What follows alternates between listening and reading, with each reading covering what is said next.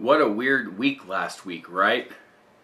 What with the short week and with the testing and with me being gone on Friday, it felt a little out of sorts, really. Not the best way maybe to start the second 6 weeks, but hey, what are you going to do? I know what we're going to do. We're going to start the Middle Ages. I cannot see inside. You're twisted behind. I cannot redefine what has been left behind. You see, there comes the time in life where you must decide. Will today be the day that you break away from your rusted pride? So, really, when we think about what we did last week, we took our Rome test, which you guys did better on as a whole compared to the Greece test, which is awesome. But we also got you guys started on the concepts of looking at the Middle Ages and what that is going to entail as we move out of Roman control and into a brave new world of decentralized governmental Europe. The problem with the Middle Ages is that we have an awful lot of propaganda out there and PR work that paints a very interesting picture of the Middle Ages. And we have these presumptions about the Middle Ages that are based more on fancy and fantasy rather than actual reality. And so it's really easy to get caught up in the idea of the knight and the damsel and the Arthurian legends and, just how cool it was to be in the Middle Ages. And to a certain extent, it was probably cool to be certain people during the Middle Ages, but as we're going to see, it wasn't really good to be just about everybody during the Middle Ages in Europe for a lot of reasons. So instead of looking back at what we did last week, this video is going to be more about looking forward and seeing what's coming up on the horizon. So one of the first things that we're going to take a look at is the concept of Europe after Rome being a decentralized state, and how Europe, over the course of 300 years or so, resumes a more centralized look when we see the creation of a large, stable empire again under this chap, Charlemagne. Now, Charlemagne,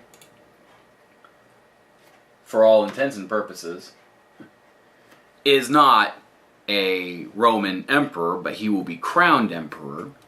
What he is a very successful Frank chieftain who works on continuing to grow his empire that was started by his forefathers, Charles Martel, etc.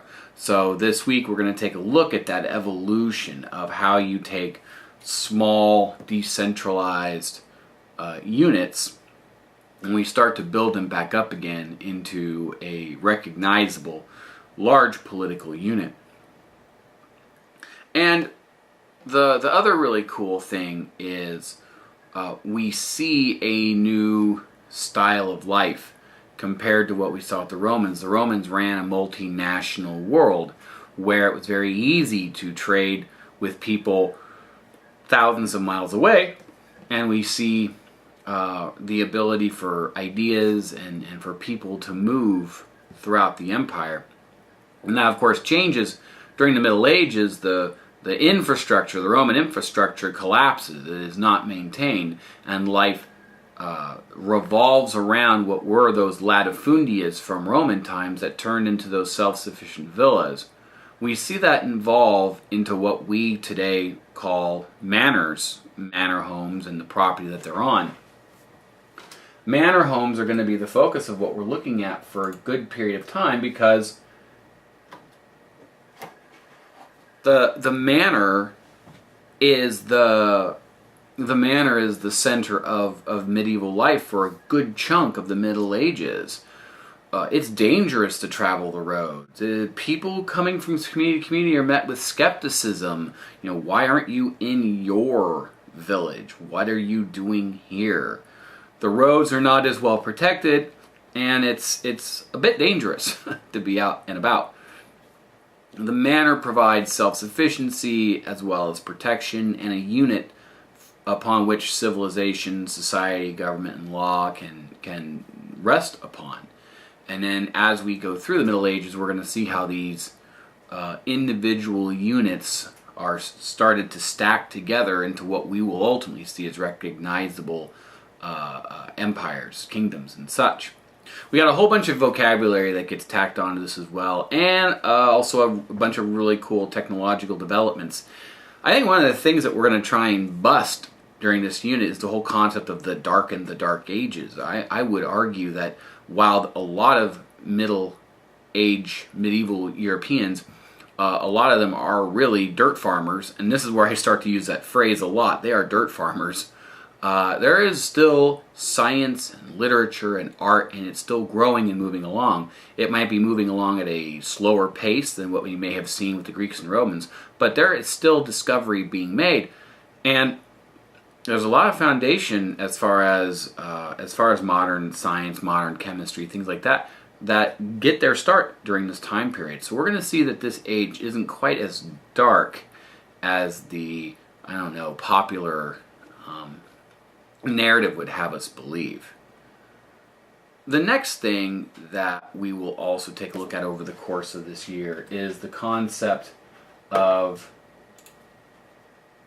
the role of the church. When the Roman Empire collapses, there's only one institution left that has a multinational reach and provides a common link for the people to follow, for history and for some guidance and for some government and everything. And that's the church. And the church will be a significant power player. We cannot ignore the church when it comes to how kingdoms rise and kingdoms fall, and how much power monarchs have versus how much power popes have, and things like that. So in order to understand the work we're going to be doing down the road, we have to understand why the church has such a strong hold, and we'll understand that as we start work this week.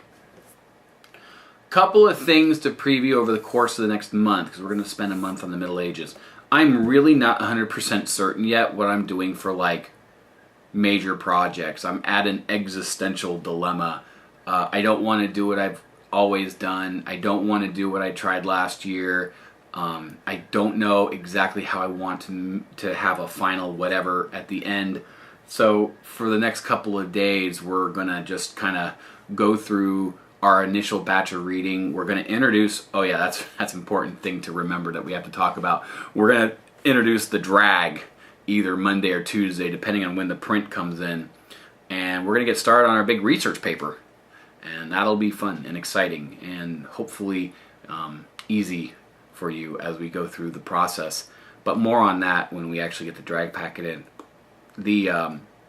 So for the next couple of days, it's kind of be like flying